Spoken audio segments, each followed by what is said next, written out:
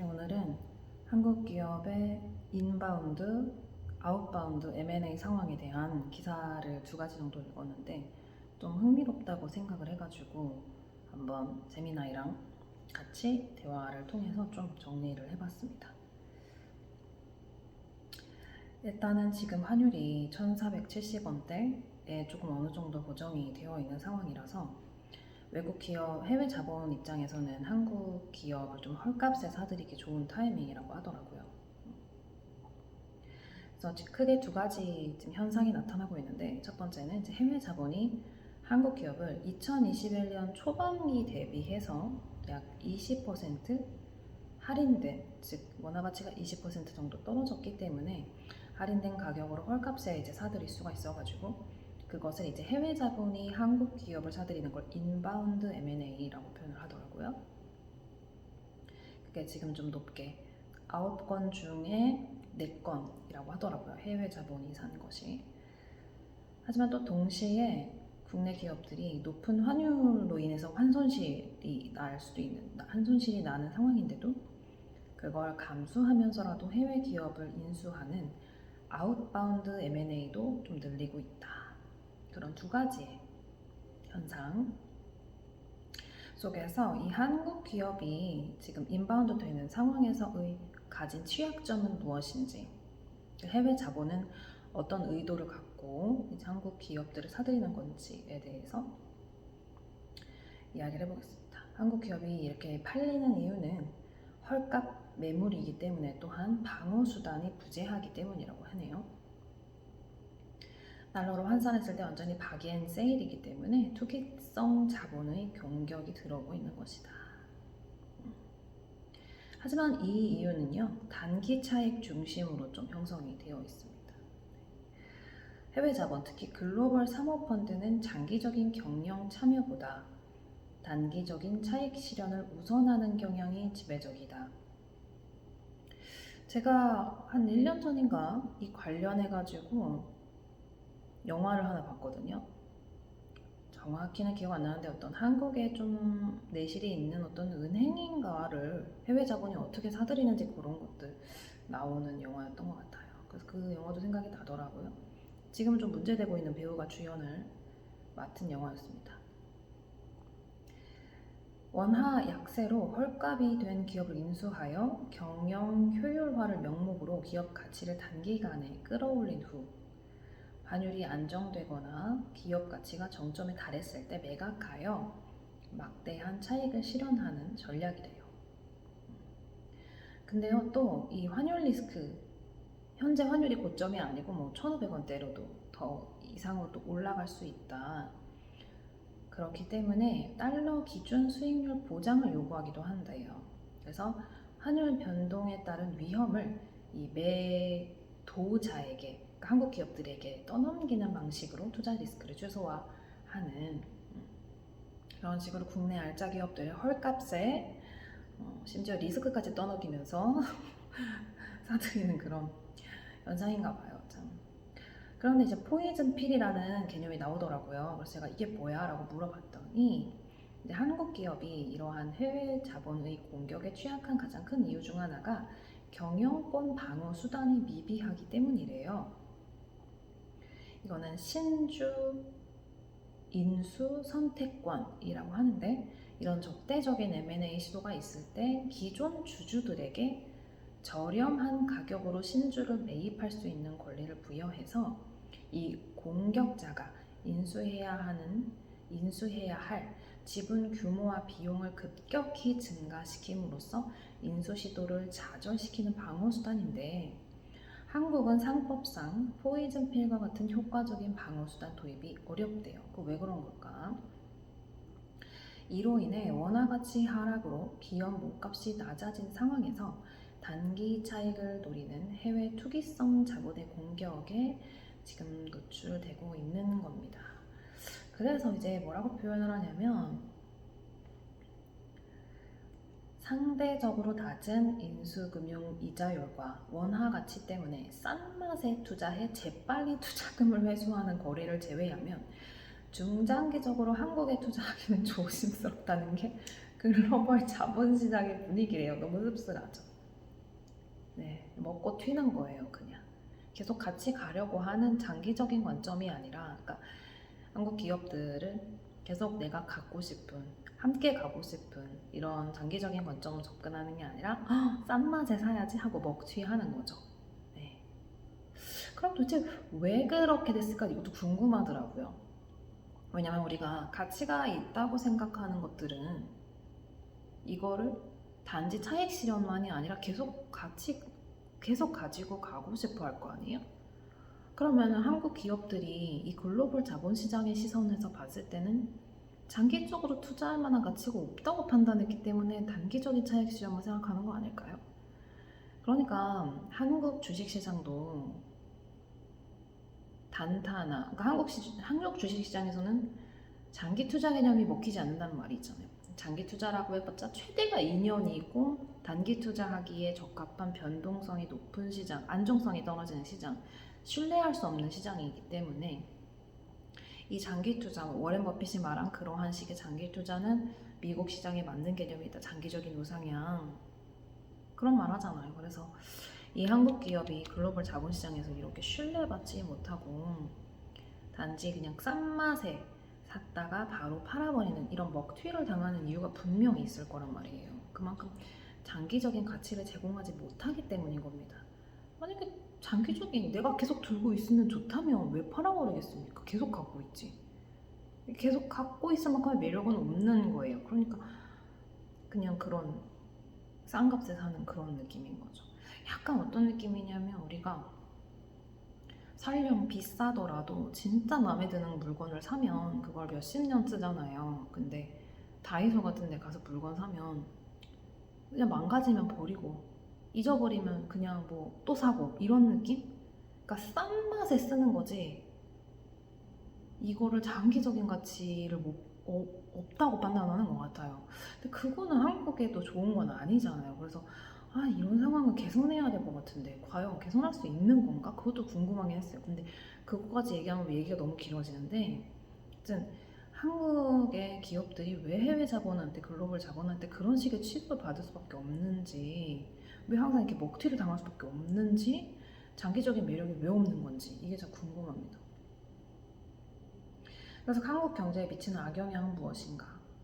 해외 자본의 단기적 투자는 한국 경제에 부정적인 영향을 미칠 수 있다.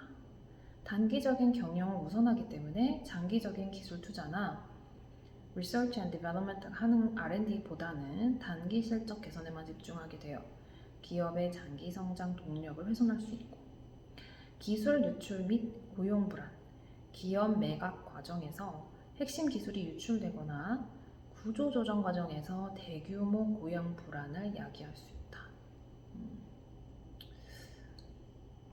그럼 한국 기업은 왜 외국 기업들을 사들이는 걸까요? 환손실을 뛰어넘는 생존 전략.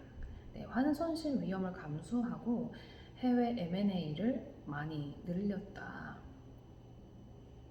네, 이런 생존에 대한 성장에 대한 절박함 때문이라고 하는데요. 네, 미래 기술 확보에 대한 절박함. 국내 시장 저성장 속에서 AI, 바이오, 친환경 기술 등 미래 핵심 기술을 보유한 해외 기업 M&A는 성장 동력을 확보할 유일한 탈출구입니다. 이렇게 표현하네요. 글로벌 리스크 해치, 자연 해치, 단기적인 환손실을 감수하더라도 해외 기업을 인수하여 달러 기반의 매출과 이익을 창출하면 장기적으로 환율 변동 위험을 상쇄할 수 있다. 자연 해치할 수 있다. 그러니까 달러 기반의 기업을 사들임으로써 설령 이제 환율이 계속 오르더라도 그 기업을 통해서 이제 수익을 낼 수 있으니까. 시장 다변화, 국내 시장을 넘어 글로벌 생산 및 판매 거점을 확보함으로써 지정학적 리스크에 대응하고 안정적인 사업 구조를 구축하려는 전략적 선택이다. 네. 그다음에 이제 마무리로 고환율 시대에는 투자 기반 재건이 해법. 고환율은 한국 기업을 헐값 매물로 만들고 있지만 동시에 기업들은 환손실을 감수하며 해외로 뛰쳐나가는 생존 경쟁을 벌이고 있다. 그래서 기업들의 이런 아웃바운드 전략이 환율 안정보다는 미래 성장 동력 확보가 더 시급하다는 메시지를 던지고 있고요. 국가적인 과제는 경영권 방어 강화.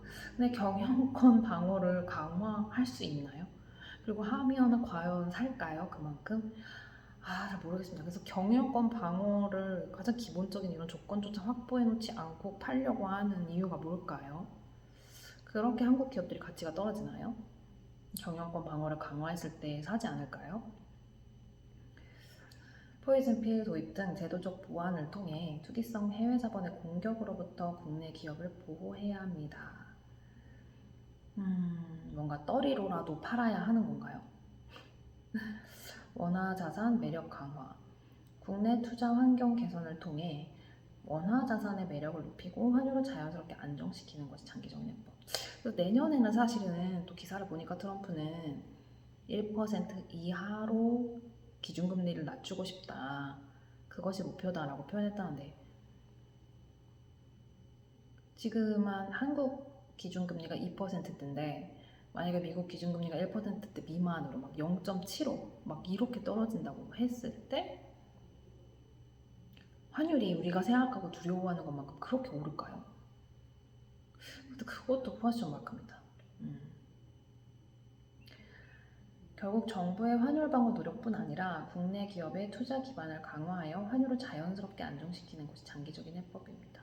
그래서 저는 사실 이 글을 읽으면서 무슨 생각이 들었냐면 제 인생에서도 제가 개인적으로 인간관계를 볼 때도 우리가 이 사람이랑은 진짜 평생 알고 싶다 하는 가치가 느껴지는 사람이 있는 반면 그냥 지금 시절 인연으로서 지금 잠시 잠깐의 뭐 예를 들어 뭐 이렇게 표현할 수 있겠지. 취미 모임에 가입해서 만난 사람 같은 경우 어때요? 그 취미에 관심 없어지면 사실 볼 일 없는 거야. 치고 빠지는 거죠. 네. 외국 자본이 한국을 대하는 태도도 치고 빠지는 식인 거죠. 계속 가려는 의도가 없죠. 그럼 왜 그러느냐? 장기적인 가치가 없기 때문인 거죠. 네.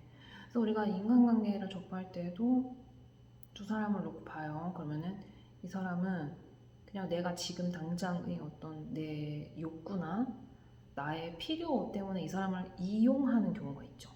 뭐 내가 이용당하기도 하고. 그럼 왜 그럴까요? 이 사람은 그만큼 장기적인 쓸모는 나한테 없다고 판단하기 때문인 거겠죠. 근데 이 사람은 정말 평생 뭔가 내가 내 옆에 두고 싶어. 그런 장기적인 가치가 있다고 판단하면 사실 내 단기적인 필요나 욕구를 해소하기 위해서 이 관계의 위험을 감수하지 않겠죠.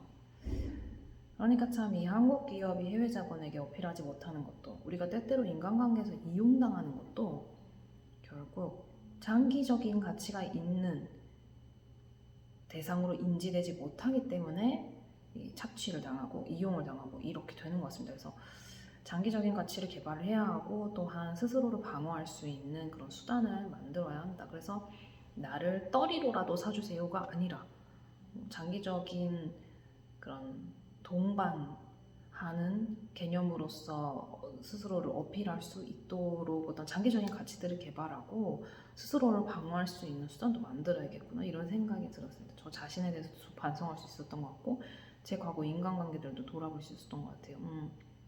내가 누군가에게 이런 먹튀적인 관점으로 접근했던 이유는 뭐지? 그 사람한테서 장기적인 가치를 못 볼 때 그렇게 해요. 상대방도 마찬가지. 이 사람한테 먹튀하는 이유는 그것밖에 가치가 없다고 생각하니까. 예를 들어 쟤는 선물 사주니까 좋아. 그러면 선물 사주는 거 말고는 저 사람에 대해서 기대하는 게 없는 거예요. 단기 차익 실현 말고는 한국 기업에 기대되는 게 없는 거예요. 감정 쓰레기통으로 누군가를 쏜다고 생각해봐요. 그럼 왜 그렇게 할까요? 감정 쓰레기통으로 쓰는 것 말고는 그 사람한테 기대되는 가치가 없기 때문이에요. 그러니까 상대를 비난하기보다는 왜 내가 감정 쓰레기통으로 이용당할 만큼 상대방에게 누가 그렇게 가치가 낮은 사람으로 인식이 된 걸까에 대해서 좀 생각을 해봐야 될 것 같아요. 왜 먹튀를 할 만큼 그런 단기적인 욕구 해소만을 생각하게끔 내가 인지가 되었을까? 그러니까 해외 자본을 비난할 게 아니라 왜 한국 기업은 해외 자본들에게 먹튀당할 만큼 저가치한 상품으로서 인지되었는가? 그거를 고민하고 개선해야겠다. 나 자신에 대해서는, 그리고 내가 누군가를 먹튀적인 관점으로 접근한다면 나는 그 사람을 왜 그렇게 보는가? 장기적인 가치를 보지 못하는 건가? 이런 걸 생각하고, 사실 이런 먹튀적인 관점은 사실은 당하는 것도 하는 것도 그렇게 좋은 것 같지는 않아요. 네. 그래서 저는 사실 워렌 버핏이니까 그렇게 얘기했던 것 같은데, 뭐 10년 보유할 수 있는 게 아닌가, 뭐 그런 식의 얘기 들었던 것 같은데, 그러니까 몇 년 동안 보유할 만큼의 가치가 있는 주식이라고 생각하지 않으면 단 1초도 보유하지 말라, 뭐 이런 것들. 그러니까 내 옆에 진짜 10년, 20년 두고 싶은 사람이 아니면 진짜 단 1초도 어울리지 말라, 뭐 이런 거랑도 연결될 수 있겠네요. 그래서 일리가 있는 말인 것 같아요. 그래서 정말 우리가 바쁘고 경쟁사회다 보니까 자본뿐만 아니라 인간관계에서도 그런 먹튀적인 관점으로 접근하는 경우가 많은데, 정말 평생을 내가 갖고 싶은, 평생을 함께하고 싶은 그런 가치가 있는 인간관계가 아니면 가지치기를 하고, 지금 당장의 단기적인 욕구를 위해 서로를 착취하기보다는 가지치기를 하고, 정말 나의 이 자본들, 나의 이 에너지들을 진짜 장기적으로 내가 가치가 있다고 느끼는 것에 투자할 수 있는 그런 전 인생을 살고 싶다는 생각을 이걸 정리하면서 느꼈어요. 인간관계뿐만이 아니라. 그래서 사실은 지금 제가 하는 이 활동도 평생 할 수 있을 것 같아요. 오늘도 사실은 경제신문을 제가 3시간 동안 읽었는데, 매일경제, 한국경제, 헤럴드경제까지, 헤럴드경제가 석간신문인 건 전 몰랐네요.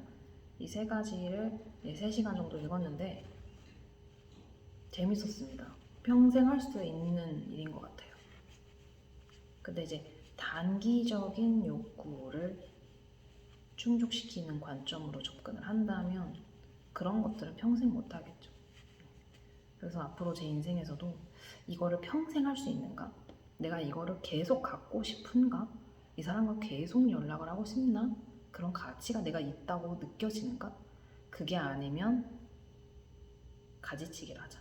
이것이 제가 오늘 이 기사를 읽고 느낀 교훈이었습니다. 앞으로도 저는 이제 이런 좀 자기성찰적인 부분, 인생에 대한 통찰, 또 경제 상황에 대한 관심, 이런 것들을 좀 접목을 해서 영상을 만들어 볼 생각이니 관심 있는 분은 구독해 주시고